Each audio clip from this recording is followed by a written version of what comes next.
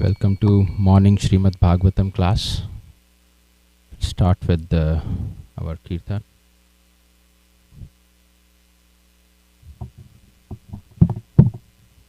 Thank you, Prabhu. Is it okay? Hare Krishna. Okay.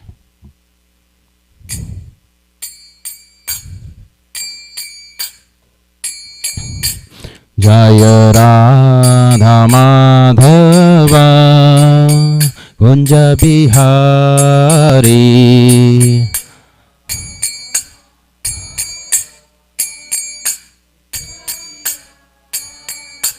Jaya Radha Madhava Kunja Bihari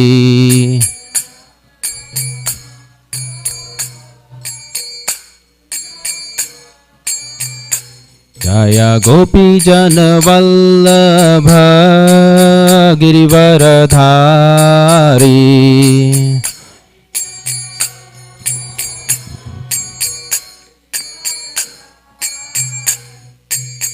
Yashoda Nandana Braja Jana Ranjana Yashoda Nandana Braja Jana Ranjana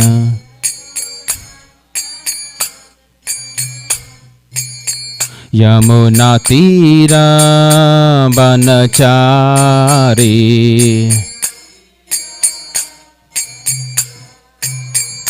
Jaya Radha Madhava Kunja Bihari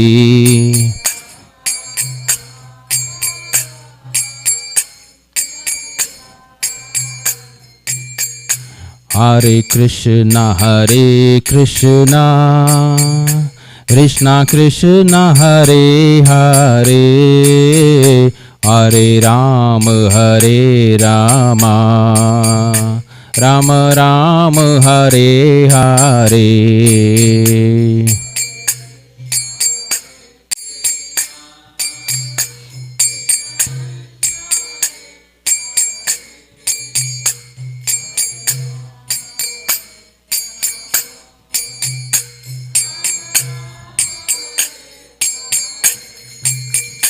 Hare Krishna Krishna Krishna Hare Hare Hare Rama Rama Rama Hare Hare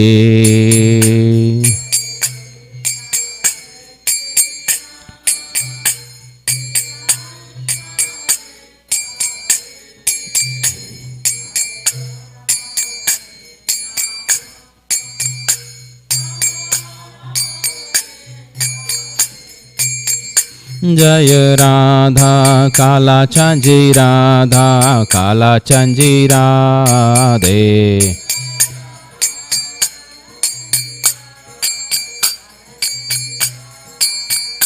Jaya Radha Kala Chanji Radha Kala Chanji Radhe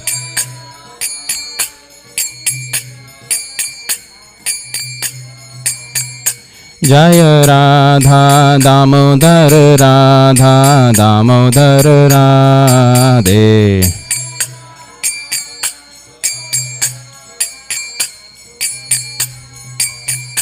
Jaya Jaya Prabhupada Prabhupada Prabhupada Jaya Jaya Prabhupada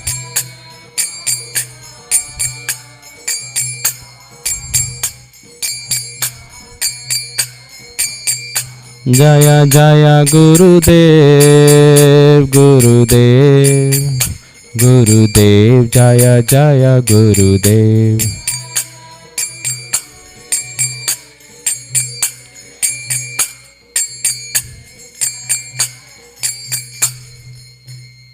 Srila Prabhupada ki jai.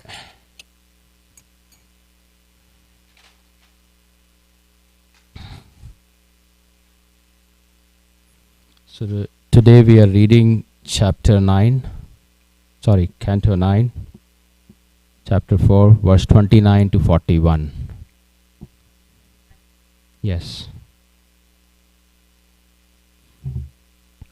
So we'll start with our initial prayer and then we'll go for the reading and then we'll come back to verse 29 to read that in detail. Om Namo Bhagavate Vasudevaya. Om Namo Bhagavate Vasudevaya. Om Namo Bhagavate Vasudevaya.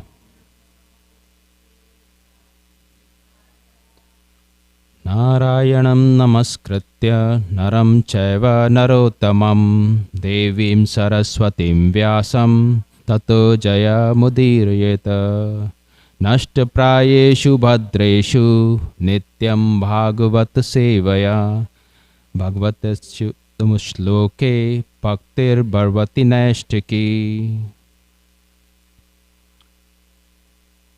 So we can read from 29 to 41 if we want to pass the mic, if it is here. And then we'll come back to 29.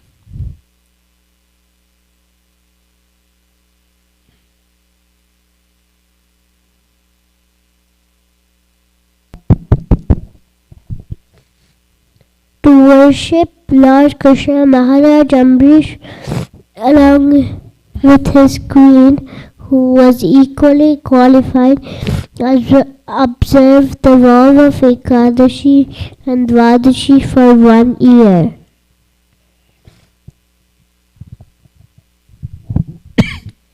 In the month of Kartik, after observing that vow for 1 year, after observing a fast for 3 nights, and after bathing in the Yamuna, Maharaj Ambarish worshipped the Supreme Personality of Godhead Hari in Madhuvan.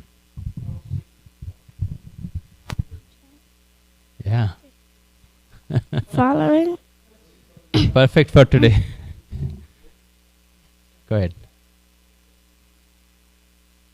Following the regulative principles of Mahabhisheka, Maharaj Ambarish performed the bathing ceremony for the deity of Lord Krishna with all paraphernalia, and then he dressed the deity with fine clothing, ornaments, fragrant flower garlands, and other paraphernalia for worship of the Lord. With attention and devotion, he worshipped Krishna and all the greatly fortunate brahmanas who were free from material desires. Thereafter Maharaj Ambarish satisfied all the guests who arrived at his house, especially the Brahmins. He gave in charity 60 crores of cows, whose horns were covered with gold plate, and whose hooves were covered with silver plate. All the cows were well decorated with garments, and had full milk bags. They were mild-natured, young and beautiful, and were accompanied by their calves. After giving these cows, the king first sumptuously fed all the Brahmins, and when they were fully satisfied, he was about to observe the end of Ekadashi with their permission by breaking the fast. Exactly at that time, however, Durvas Muni, the great and powerful mystic, appeared on the scene as an uninvited guest.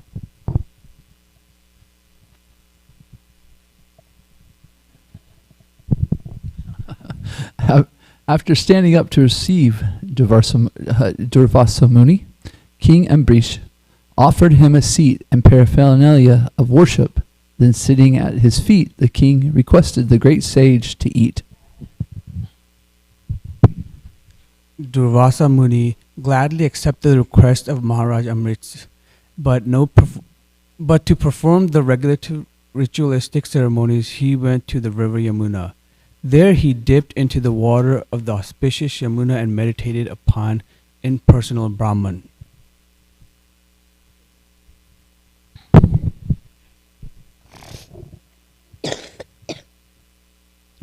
In the meantime, only a muhurta of the Dwadashi day was left on which to break the fast. Consequently, it was imperative that the fast be broken immediately. In this dangerous situation, the king consulted learned brahmanas.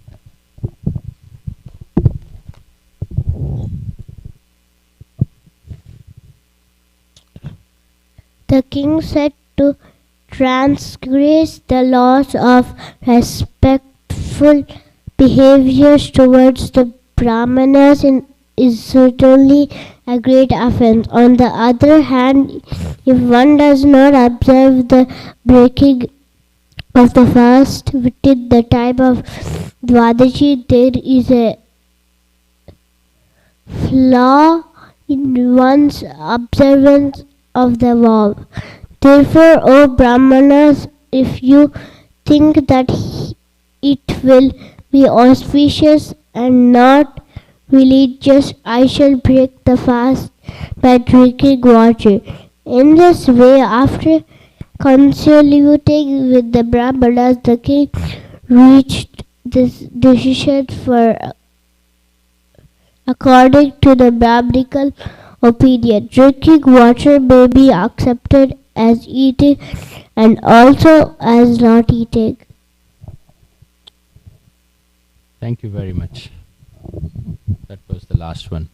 Text 41. Oh, O sorry. best of the Kuru density, after he drank some water, King Amrisha, meditating upon the Supreme Personality of Godhead within his heart, waited for the return of the great mystic Durvasa Muni.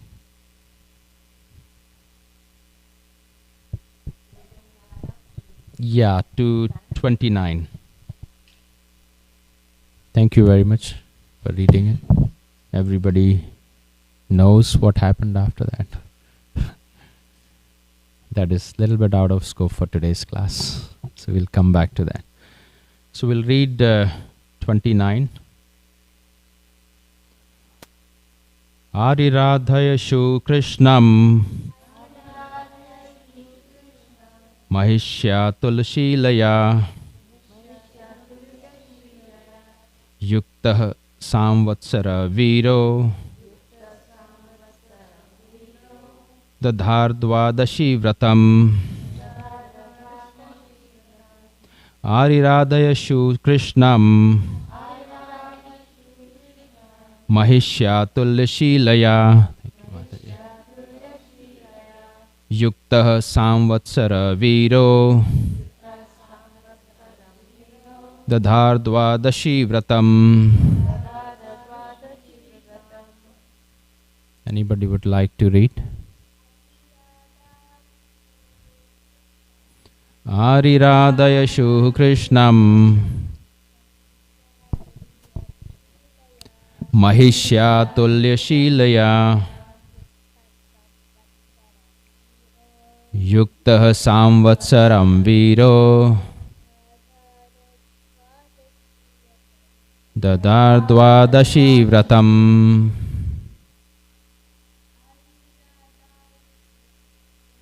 Ariradhayashu Krishnam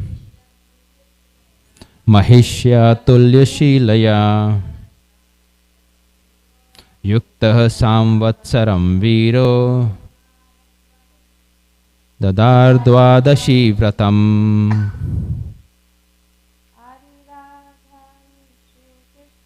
Ariradhayashu Krishnam Mahishya Tulyashilaya Yuktah Samvatsaram Viro Dadardvadashi Vratam. Ariradhayashu Krishnam Mahishya Tulyashilaya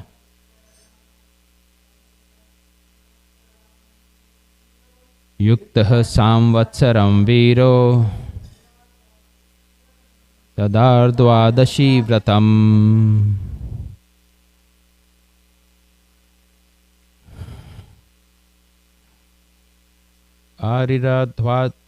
Ariradhayashu, aspiring to worship Krishnam, the Supreme Lord, Krishna, Mahishya with his queen, Sylvia, who were equally as qualified as Maharaj Ambrish, Yuktah together, Samvatsaram for 1 year.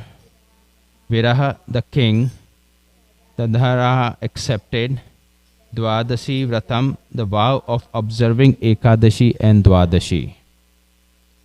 Translation. To worship Lord Krishna, Maharaj Amrish, along with his queen, who was equally qualified, observed the vow of Ekadashi and Dvadashi for 1 year. Purport by His Divine Grace A.C. Bhakti Vedanta Swami Srila Prabhupada ki jai. To observe Ekadashi Vrata and Dvadashi Vrata means to please the Supreme Personality of Godhead. Those interested in advancing in Krishna consciousness must observe Ekadashi Vrata regularly. Maharaj Amrish's queen was equally as qualified as the king. Therefore, it was possible for Maharaj Amrisha to engage his life in household affairs. In this regard, the word Tulya Silya is very significant. Unless a wife is equally as qualified as her husband, household affairs are very difficult to continue. Chanakya Pandit advises that a person in such a situation should immediately give up household life. In such a situation, should immediately give up household life and become a vanaprastha or sannyasi. Mata yasya grahe nasti bharya chapriya vadini aranyam tena gantavyam yatharayam tatha graham. A person who has no mother at home and whose wife is not agreeable with him should immediately go away to the forest, because human life is meant for spiritual advancement only. Once my wife must be helpful in this endeavor, otherwise there is no need of household life.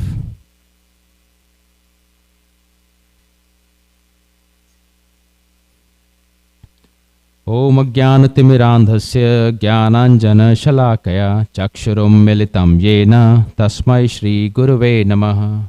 Shri Chaitanya Manobhishtam Sthapitam Yena Bhutale Swayam Rupa Kadamayam Dadatim Swapadantikam. Vancha Kalpatarubhyascha Kripa Sindhu Bhaivacha Patitanam Pavanebhyo Vaishnavebhyo Namo Namaha. Shri Chaitanya Shri Krishna Chaitanya Prabhu Nityananda Shri Advaita Gadadhara Shri Vas Adi Gaur Bhaktavinda. Hare Krishna Krishna Krishna Hare Hare Hare Rama Rama Rama Hare Hare.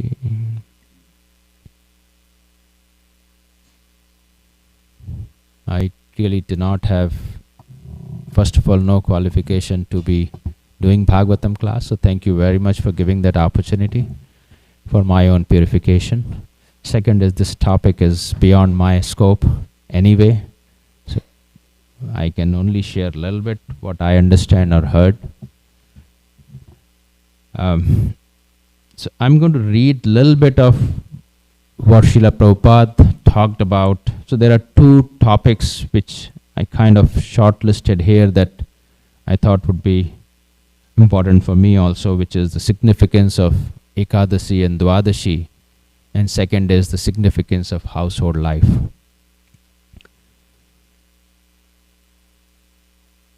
Significance of Ekadashi, Dwadashi is really, Prabhupada most commonly summarizes almost everywhere that it is very dear to Krishna, and hence we should do it.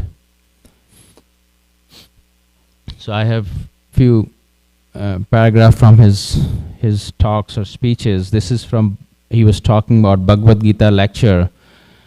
This was in Vrindavan, August 17th, 1974. And he says, Tapasya means to undergo voluntarily some inconvenience of this body, because we accustomed to enjoy bodily senses And tapasya means voluntarily giving up the idea of sense gratification. That is tapasya. Tapasya. Just like Ekadashi. Ekadashi is one day fasting fortnight. This is also tapasya. Or fasting in some other auspicious day. That tapasya is good, even for health. What to speak of advancing in Krishna consciousness. So we should accept this tapasya, the upavasa. There are many prescribed days of fasting we should observe. In 1971 correspondence letter to Jadurani, Los Angeles, July 9th, 1971. Why just 25 rounds? You should chant as many as possible. Real Ekadashi means fasting and chanting and no other business. When one observes fasting, the chanting becomes easier.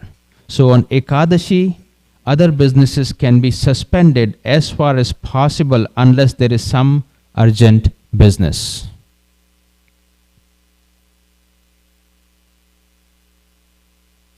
This is from Chaitanya Charitamrita, Adilila 15.4 purport. From the very beginning of his childhood life, Sri Chaitanya Mahaprabhu introduced the system of observing a fast on Ekadashi day. From the very beginning of his childhood life, Sri Chaitanya Mahaprabhu introduced the system of observing a fast on Ekadashi day. In Bhakti Sandarbha by Srila Jiva Goswami, there is a quotation from Skand Puran admonishing that a person who eats grains on Ekadashi becomes a murderer of his wife, father, brother, and spiritual master, and even if he is elevated to Vaikuntha planet, he falls down. On Ekadashi, everything is cooked for Vishnu, including regular grains and dal, but it is enjoined that a Vaishnava should not even take Vishnu Prasadam on Ekadashi. It is said that the Vaishnava does not accept anything eatable that is not offered to Lord Vishnu. But on Ekadashi, a Vaishnava should not touch even Mahaprasadam offered to Vishnu, although such prasadam may be kept for being eaten the next day. It is strictly forbidden for one to accept any kind of grains on Ekadashi, even if it is offered to Lord Vishnu. The last from the Nectar of Devotion, Srila Rupa Goswami mentions the basic principles of observing the fasting day on Ekadashi. Nectar of Devotion number 6. He mentions the basic principles are as follows. Number 1, accepting the shelter of the lotus feet of a bona fide spiritual master. Number 2, becoming initiated by the spiritual master and learning how to discharge devotional service from him. Obeying the orders of the spiritual master with faith and devotion. Following the footsteps of the great acharyas, teachers under the direction of the spiritual master. Number 5, inquiring from the spiritual master how to advance in Krishna consciousness. Number 6, being prepared to give up anything material for the satisfaction of the Supreme Personality of Godhead, Sri Krishna. This means that when we are engaged in the devotional service of Krishna, we must be prepared to give up something which we may not like to give up. And also we have to accept something which we may not like to accept. Number 7, reciting in the sacred place of pilgrimage like Dwarika or Vrindavan. Number 8, accepting only what is necessary or dealing with the material world only as far as necessary. Number 9, observing the fasting day on Ekadashi. And number 10, worshipping sacred trees like the banyan tree.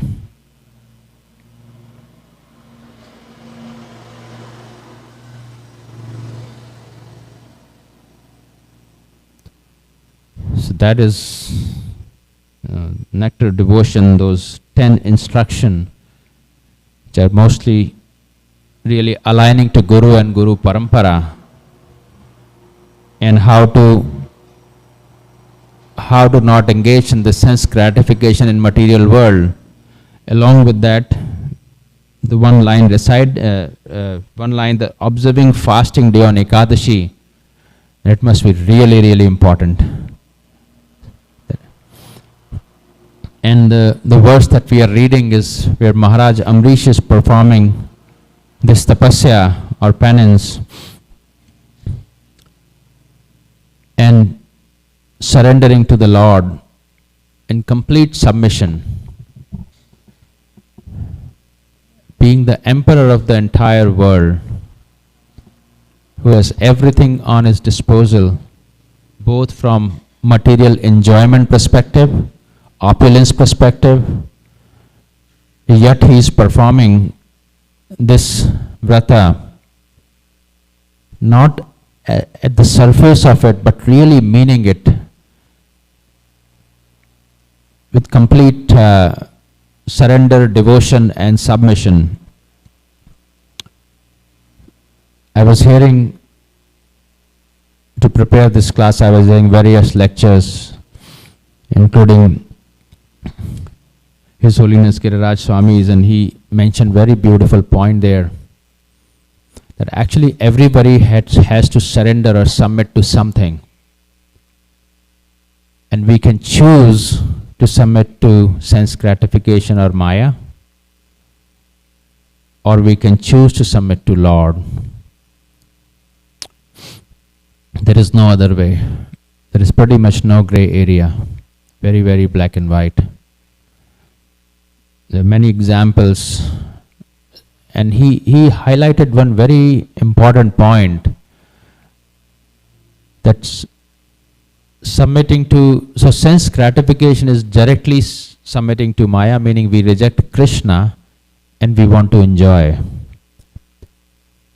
And then he said something very interesting, that if we reject everything that is what is called under Maya, but we do not use everything that is at our disposal in the service of Krishna, that is also under Maya. Meaning we have things, but we don't use in the service of Krishna under the name of rejection.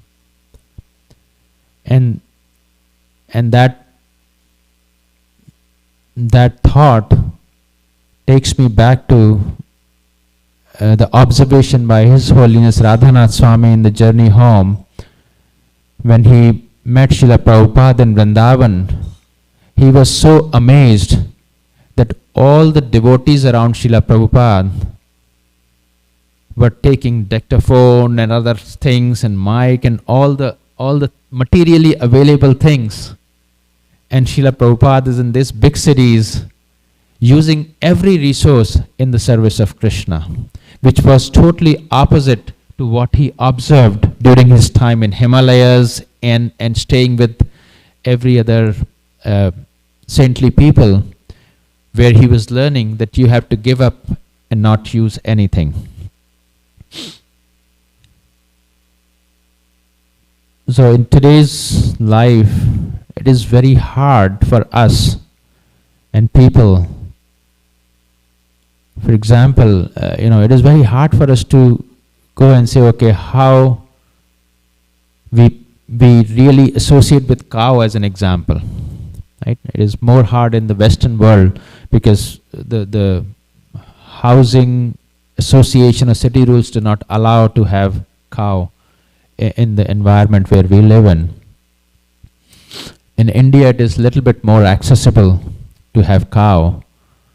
Yet, and no offense to having cats and dogs, but the idea that we want to serve cats and dog versus serving Krishna is providing that extreme. Not talking about devotee community here. Even if you have cats and dog, the mood is that we want to send them back to Godhead as well. But in general, in the material world, when I was living in about 1 hour away from here in Flower Mound, every single morning when we would go out for a little bit of a chanting, right in our house there was a beautiful walking park, I would meet everybody with dogs there. And not only that, they are willing to pick up the poop of the dogs and be very happy about it. But when it comes to cow, nobody is even close to the fact that cow is giving milk. At least respect that part. If we can't, pay our obeisances to cow or show our gratitude. So that culture is getting very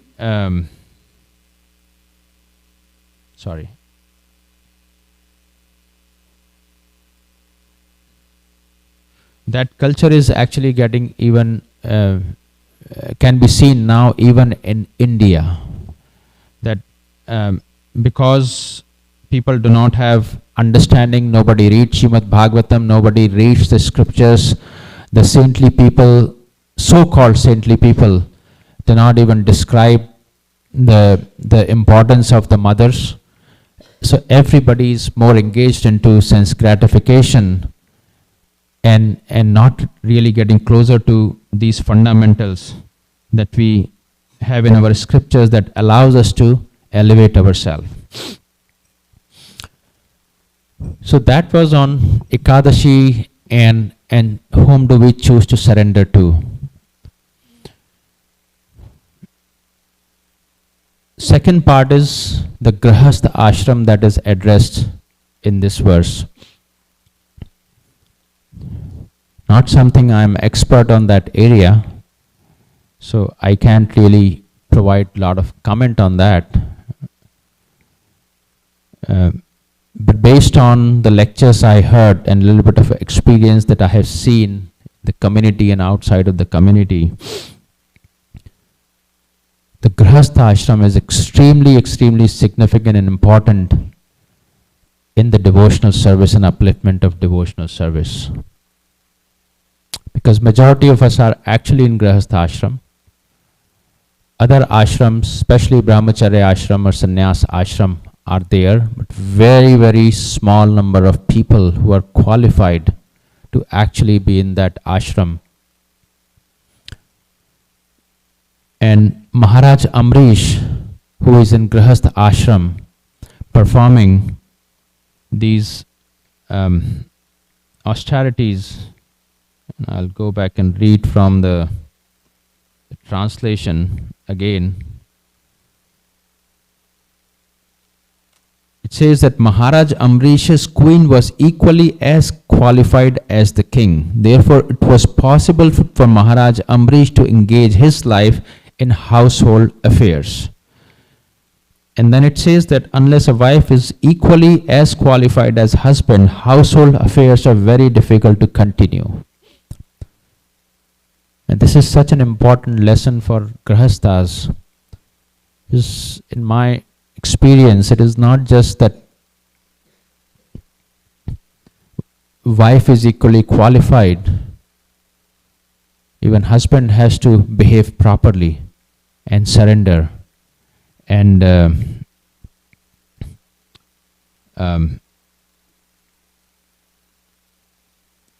submit to the Guru. If husband does not have the quality of surrender and submission to the Guru and Guru Parampara, then nothing will work. And then comes the second part, that okay, in the relationship in the Grahastha ashram, if the husband is properly surrendered and shows submission to the Guru, and in that environment, wife is also showing the surrender and submission to the husband in the mood that they both are going to serve Guru and Krishna, that works perfectly fine. Otherwise, it just does not work. Chastity and surrender are the two key values for wife, and what is most important in this process is husband is showing the surrender to the Guru and Guru Parampara and properly following the instruction of the Guru, including the 4 regulative principles. I think from that, what I can share is that, back in very, very old days, when the marriage planning used to happen, they would look at the family in multiple aspects in the arranged marriages, starting from horoscope and various within the prescribed caste system, coming from the similar background was the key, including the financial background and other aspects of it. And that has relevance to it in the mood that if they are compatible, coming from the similar background, there is a big possibility that this process can be properly followed because they are compatible, and that is what is described here. Where did I read that?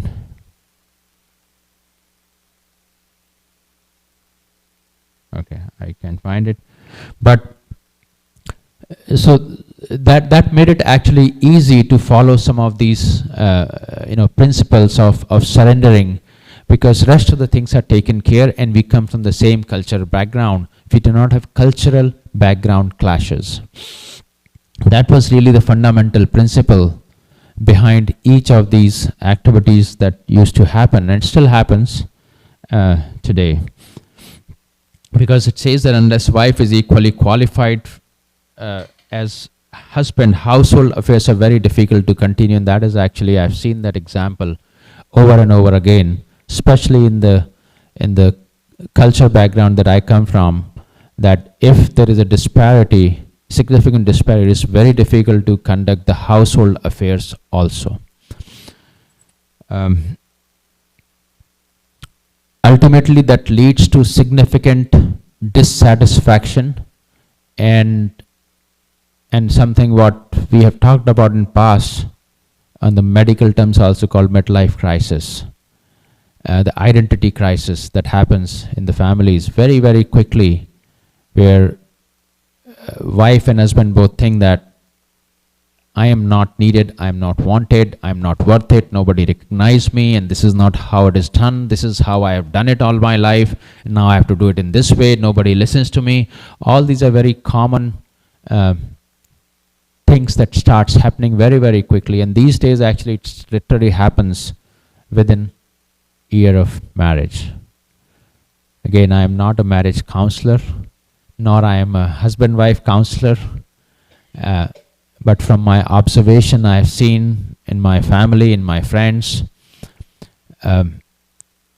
another principle of the same thing is that marriage should not generally be delayed. The more we delay, more stubborn and less adjusting we become. That is why there are prescribed age ranges, both for girls and the boys.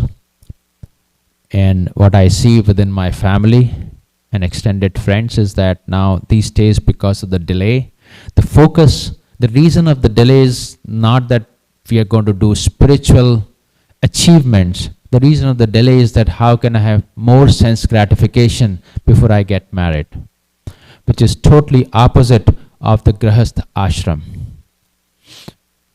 And there is a race to become materially qualified so well that I'm totally independent. With that mindset, when we go and everybody is only looking for career, and then when it comes to marriage, it becomes 30, 35 and 40, it's extremely difficult to then say that, okay, I'm going to surrender. There's no surrender after that. It's only I am the boss, and this is how things has to run. Then we are totally into the world of sense gratification and Maya. And even if we are devotee, and if we do not follow some of these fundamental principles, devotional life is extremely difficult. So one of the things I learned over the period of time, that if we are financially not in a good situation, the life is hard, but it's not bad. Or if we lose wealth, the life is hard, but it's not bad, because we have two very important material things there if we have those. One is if we have good health and very good relationships, we can deal with that financial hardship and then move into the spiritual, make progress in the spiritual life. If we have wealth, but our health is bad, it's actually harder than having wealth, because now we cannot do anything. But we can still deal with it if we have good relationships. We can still go through the bad health and bad financials if we have very good relationship in the family, between the spouse. Together we can deal with it. Yes, Mataji, I'll just finish in 2 minutes and done. But if we do not have relationship, if we have bad relationship, where there is no mutual understanding, then wealth and health are less relevant. It does not matter. We are miserable every day because our mind is now very, very occupied, and it destroys our actually sadhana bhakti. So when Chanakya Pandit advises that person in a situation must immediately give up household life and go to Vanaprastha sannyas, I understand. I cannot follow that, but I understand. Person who has no mother at home and whose wife is not agreeable with him should immediately go away to the forest. Because important thing to understand, human life is meant for a spiritual advancement only. And that is called hetu. Hetu in Sanskrit, in English, means reason. That is why we have human life, and that is the hetu of human life. So we need to engage human life properly, even in the Grihastha ashram, cooperating with each other, because there is only one hetu, which is spiritual advancement only. Everything will fall flat in the face of death. I will stop here and request your comments and thoughts on these two topics, or contributions. First of all, please forgive me for the rude interruption. And Gauranga, you're very good with your class giving. Thank you. I'm very sorry for interrupting. The question I have, or rather the comment, is that really I see a lot of Grihastha couples here that are very renounced. They are very renounced. They do not put sense gratification in the center of their lives. Okay? So, and you and your wife are a very good example of that. You have dedicated your lives for propagating the holy name, for serving Srila Prabhupada. Nanda Braja and his family, they were dedicated.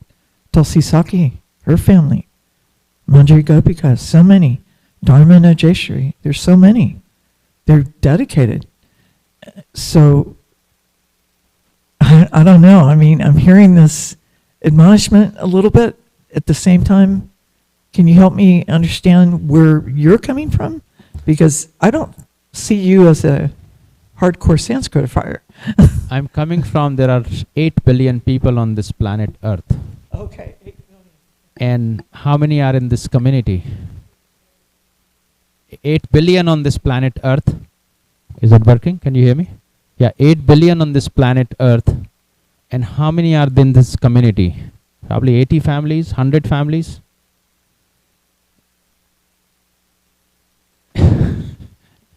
Yes. So how many are in Krishna consciousness worldwide who follow this? So this purport is written for the entire human race. And so there are a lot of people. You go a little bit out. I keep sharing this. If we go outside and start going into, Nanda Braj Prabhu comes with me to Bhakti Rakshas, and he sees that you go there and go to the events that, I'll give you an example since Diwali is coming to make a point around that. Diwali is considered a major cultural and religious festival in the eastern side of the world, right? And how Diwali, so the people from that region, here even in Dallas, when they celebrate Diwali, this is working, right? Okay. How they celebrate Diwali is there are 4 things that they do. This is the families who are coming from very cultured background. Alcohol, meat eating, gambling, and desire for illicit relationships. So the gathering happens, and the next generation,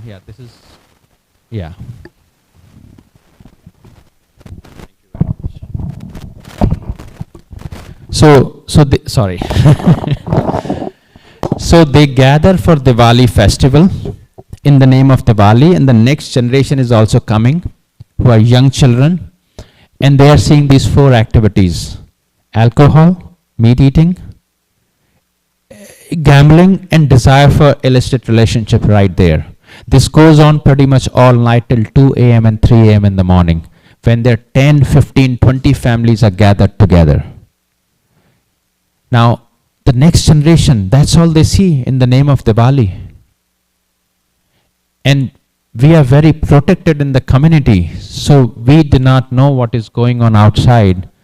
But that is happening in thousands and thousands of families in the Western world, and now it is also started happening in India. They use Diwali time off as something, okay, let's go on vacation. So they take these days off, they are doing something similar or going on vacation. That is the destruction of the Sanatan Dharma. So that is, Srila Prabhupada's message has to go everywhere, and that is where the preaching comes into, that how much can we preach? It is not enough, no matter how much we do.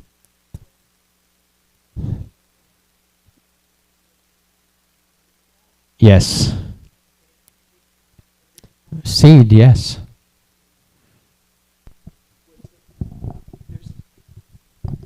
There's an old saying, little drops of water wear away the stone. Yes. And you keep giving these little drops. Absolutely. And these children, I think they come here. I've met some of them. They're not happy with their parents. Yeah. Some of these Indian children. Yeah. They're not happy. He said, here I'm peaceful. I'm peaceful here. I want to know more. Would you give me some books? Would you help me join? Would you help me practice? I want to learn. So these people are open because they know that what is really satisfying and what is not. Yeah. Because what you're describing, ultimately it just crashes and burns. Yes. That they only happy for a few titillating seconds and then a lifetime of hurt. Right? Thank you very much, Mataji. Thank you. Now I understand your mood. I was feeling the intensity and I just wanted to understand. Thank you very much. Hare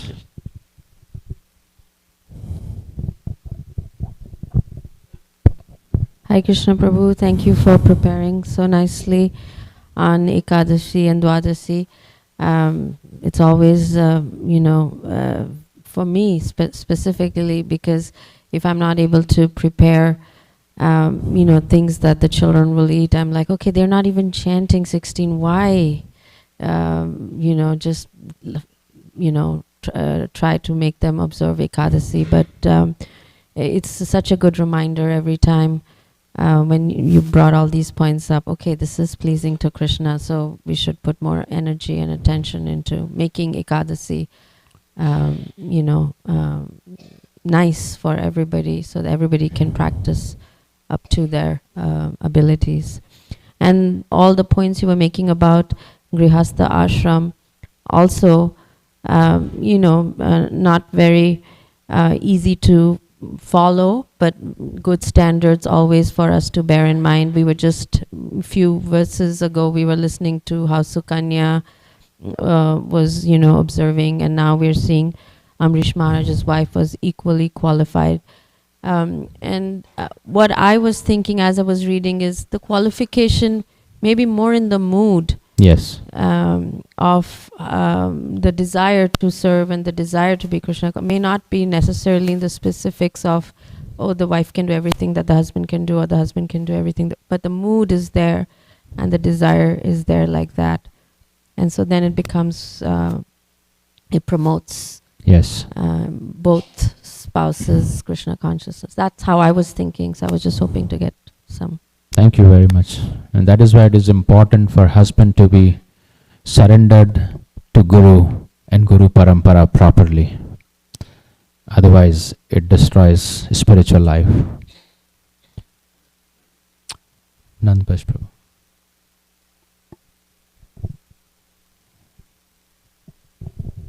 Hare Krishna. Hare Krishna. Thank you so much, Prabhu. In one of the later verses, Ambrish Maharaj, he inquires from the Brahmins what he should do, and they don't know what to do. And he comes up with the answer. Yeah. And in that purport, Srila Prabhupada says that the Vaishnava is even above the Brahmana. Yes, he does. He does. However, it's very important to understand that Maharaj Ambrish, just because he's a Vaishnav, didn't do everything he could not to follow the order that Krishna has given us. So I was thinking about how you were talking about, in your culture that you've seen in the past, you check horoscopes, and these are all things that Krishna has given us to find out what our nature is, how to have a nice marriage. And so we, as Vaishnavas, we should definitely have the confidence that Krishna will surely protect us. And also at the same time that he's given us these wonderful tools that we can use to make sure that we are, living in harmony as best as possible. And so I thought that was a good possibly a good point, considering the point of renunciation or social life or wealth or these or that. We all have our different temperatures of these different things that are our nature, basically, our quota, right? And as Vaishnavas, though, we see, I'm going to use this for Krishna. So, anyways. Thank you very That much, was a thought. Prabhu. Thank you.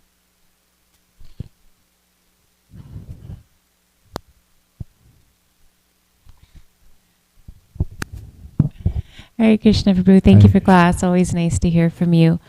I just wanted to just point out, so in the purport, Prabhupada says, I don't think anyone here misunderstood, but just to counterbalance this, in the purport, Prabhupada explains that a person who has no mother at home and whose wife is not agreeable should immediately go away to the forest. But Prabhupada has also written in his letters, and I think in a purport, that if one has a qualified wife, there is no reason to take sannyas. That's all. Thank you very much. My husband's laughing.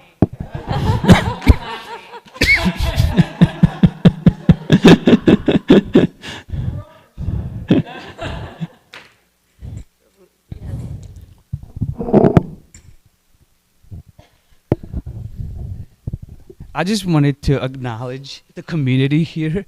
Well, just like Mother Kunti, I was kind of, when you said black and white, it always kind of triggers me when growing up here in the West, having, like, coming for at 7 years old, kind of seeing a lot of Eastern mindset being black or white, kind of, is right or wrong.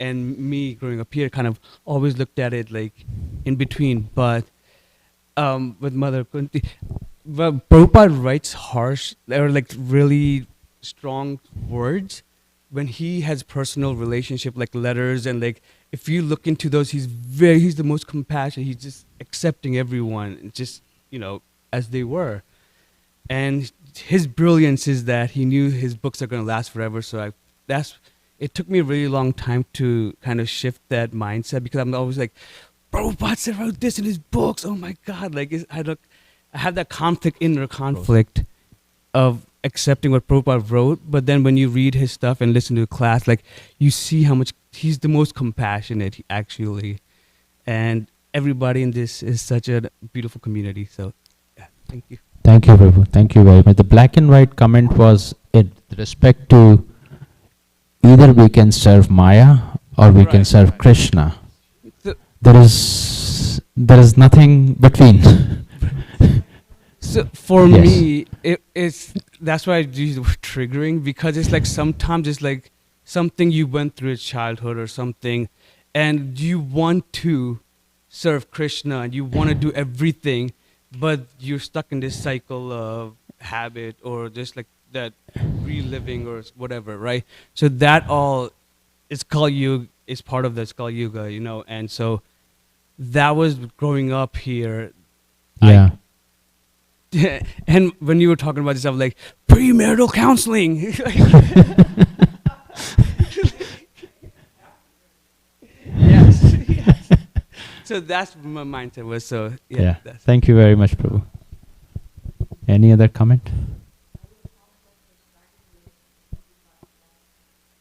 Well, that was me. I came late.